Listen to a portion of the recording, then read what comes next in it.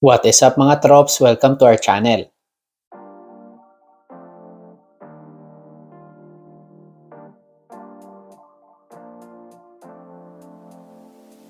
For today's video, ipagpapatuloy natin ang pag-review ng mga bahay dito sa South Australia.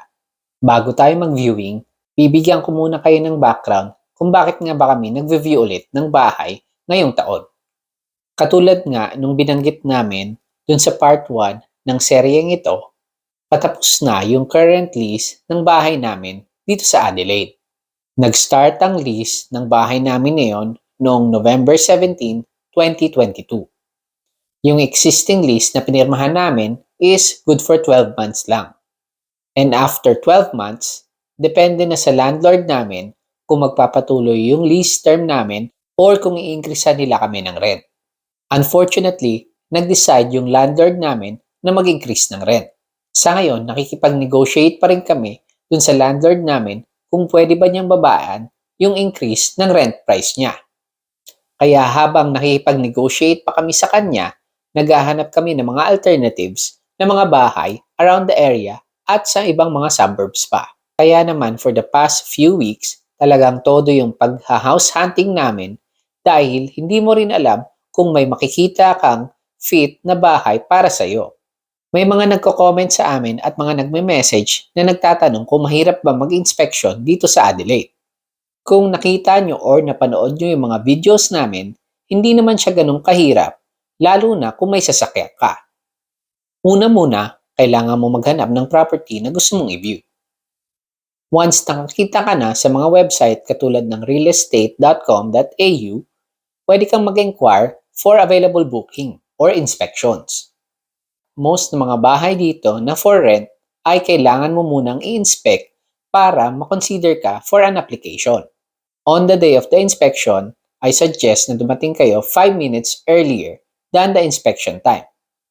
Nag-aagawan kasi yung mga mag-review ng mga parking space dahil halos lahat ng mga mag-review ay may sariling sasakyan.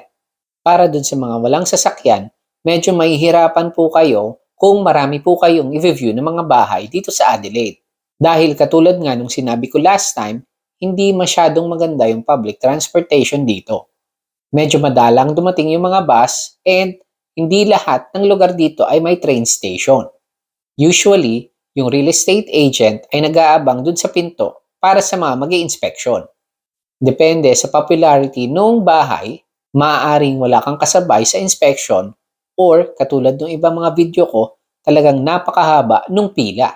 Once nakapila ka na at nag-open na yung inspection, tatanungin ka ng real estate agent for your details katulad ng phone number and your name. Kapag nakapag-register ka na, pwede ka na mag-inspect ng bahay. Isang tip para sa mga nag-i-inspect ay i-check nyo yung mga ceiling. Tingnan nyo kung meron siyang air conditioning or heating. Tingnan nyo kung may mga ceiling fans, kung may mga ilaw, kung may mga chandelier. Maganda ring i-check kung meron ba silang magandang laundry area, kung meron ba mga sampayan, at kung may dishwasher. Usually, dun sa mga bagong bahay, kasama na yung dishwasher dun sa place. Para naman sa mga lumang property, madalang yung mga dishwasher sa kusina.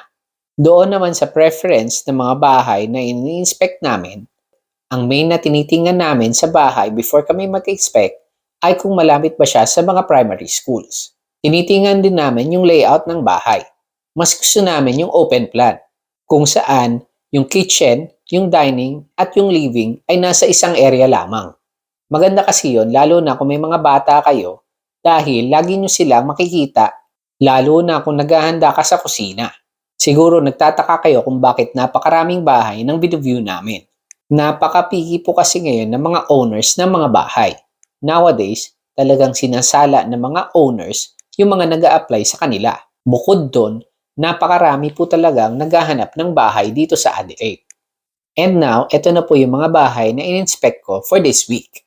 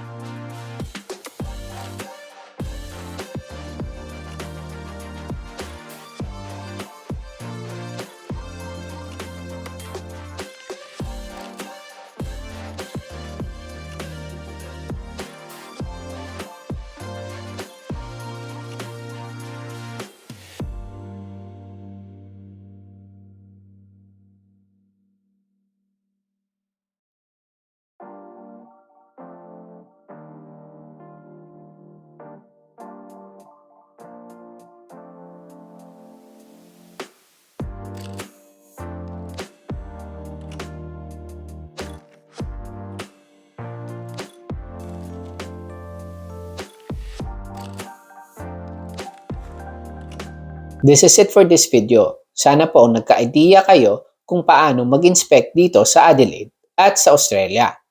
Once nagkaroon na po ng final decision yung landlord namin or kung nakahanap na kami ng bagong bahay, i-update po namin kayo. Salamat po sa continued support sa aming channel. Hanggang sa susunod na video, kita-kits mga trops!